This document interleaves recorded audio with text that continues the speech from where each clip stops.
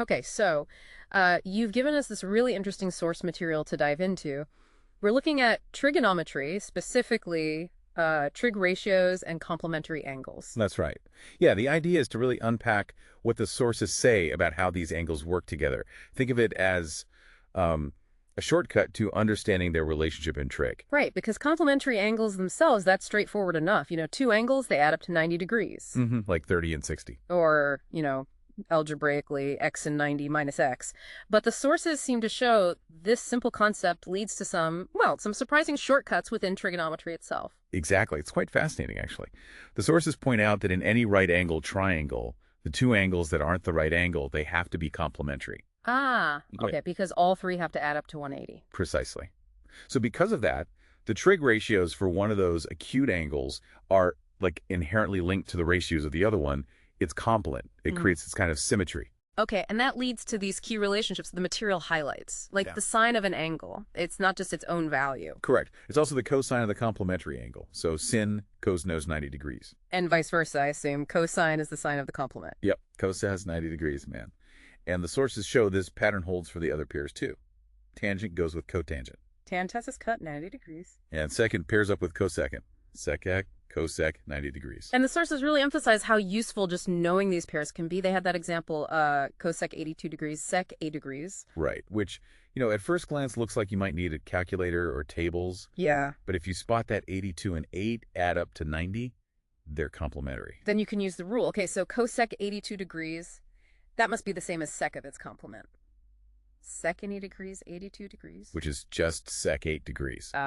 So the expression cosec 82 degrees, sec 8 degrees just becomes sec 8 degrees, sec 8 degrees. Which is 0. Simple as that. The relationship just makes the problem sort of evaporate. That's a really clear illustration. And the sources also mentioned this isn't just for simplifying expressions like that, right? It's for solving equations, too. Definitely. They give examples like finding an unknown angle. Say angle A in an equation like cos 38 degrees sec 90 degrees 2a equals 1. Okay.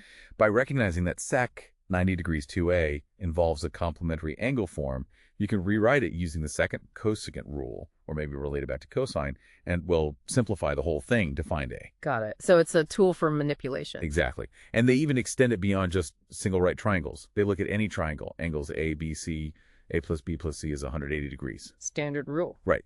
But then they look at the angles A plus B2 and C2. Now, since A plus B plus 180C, then A plus B2 equals 180C2. Which is 90C2. I see. So those two angles, A plus B2 and C2, they're also complementary angles. Exactly. So the same rules apply. The sine of one must be the cosine of the other. Sin A plus B2 equals cos C2.